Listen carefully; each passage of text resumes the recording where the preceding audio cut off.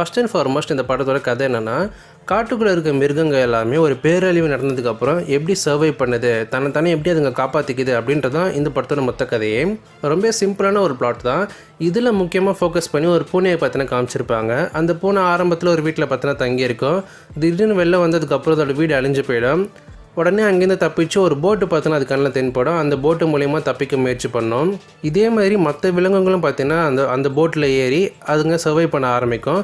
இப்படி வித்தியாசமான விலங்குகள், அதாவது வித்தியாசமான ஸ்பீஷீஸ் பார்த்தீங்கன்னா ஒரே போட்டில் இருந்து எப்படி இந்த பேரழிவு தப்பிச்சு வராங்க அப்படின்றதான் இந்த படத்தோட கதையாக கொண்டு போயிருப்பாங்க. எனக்கு இந்த படம் பிடிச்சது. எல்லாருக்கும் ஒரு விஷயம் சொல்லிடுறேன், இந்த படம் எல்லாருமே பார்க்கக்கூடிய ஒரு படம் தான். ஏன்னா இந்த படத்தில் எந்த ஒரு டைலாக்ஸுமே கிடையாது. ஒரு சில படங்களுக்கு தான் நம்ம சொல்லுவோம் இந்த மாதிரி ஒவ்வொரு ஃப்ரேமே பார்த்தீங்கன்னா நம்ம ஸ்க்ரீன்ஷாட் எடுத்து வால்பேப்பராக வச்சுக்கலாம்னு சொல்லிட்டு அந்த படங்களை பார்த்து, அந்த மாதிரியான ஒரு படம் தான் இது. இந்த படத்தில் காமிச்சிருக்க ஒவ்வொரு ஃப்ரேம்ஸுமே அவ்வளோ அழகாக இருக்குது. ஆரம்பத்தில் அந்த பூனை பார்த்தீங்கன்னா தண்ணிக்குள்ளே ஒரு ஷாட் காமிச்சிருப்பாங்க. அதேமாதிரி படத்தோட எண்டிங் முடியும் போது ஒரு ஷாட் அந்த பூனை தண்ணியில் இருக்க மாதிரி காமிச்சிருப்பாங்க. ரெண்டுத்துக்குமே ஒரு வித்தியாசம் இருக்கும். அது ரொம்ப அழகாக இருக்குது பார்க்குறதுக்கு. காட்டுக்குள்ளே சூரியன் உதிக்கும் போது, சூரியன் மறையும் போது, நைட் சீக்வன்சஸ் எல்லாமே ரொம்ப அழகாக இருக்குது. அனிமேஷன் குவாலிட்டி டாப் நாச்சுன்னு சொல்லலாம். எந்த ஒரு குறையுமே சொல்ல முடியாது.